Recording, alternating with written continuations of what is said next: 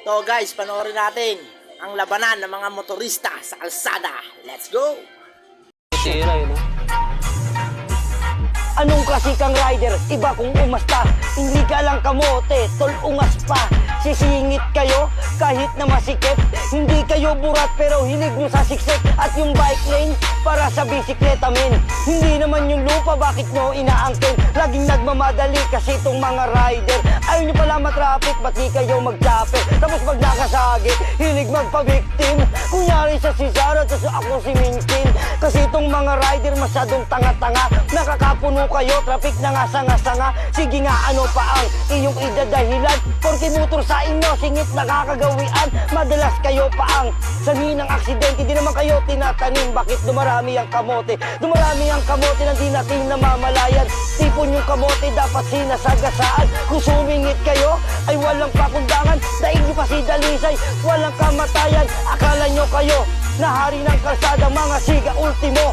Pati ang mga asta, kayo na ang mali. Ang galit nyo pa magana, minsan gugulatin, kadintol ng samba. Duduro pa, kala mo talaga eh, no? Ganap na ganap ka.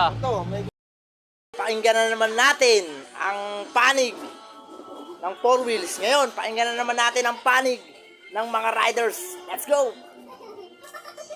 Duduro pa, kala mo talaga eh, no? Ganap na ganap ka. Ito, may gusto ako sabihin to. Meron ka, sinungaling ka.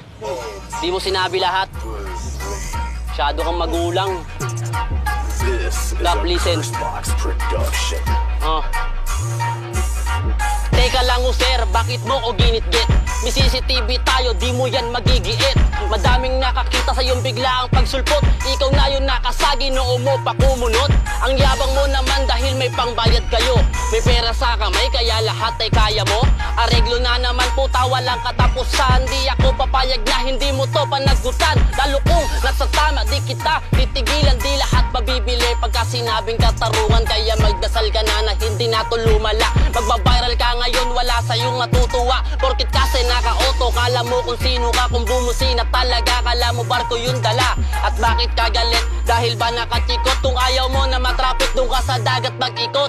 Ang aga-aga sir, mainit agad yung ulo. May pera sa kamay, kaya nga mapang-abuso. Dito ka matututo kung paano rumispeto. Di porkit angat kayo, aasta na kung sino. Di lang to sa simpatya ng mga nasa paligid. Ito'y babala sa mga may utak na makitid. Puro angas sa daanan, yabang ang bukang bibig. Pwes ngayon, siguradong tama ang mananaig. Hindi ko pa ba? Yun guys, napakinggan na natin ang magkabilang panig. Kaya lahat tayo, iwasan natin ang init ng ulo. Mag-ingat tayo lagi sa kalsada. Sundin natin ang batas lansangan. Thank you mga boss.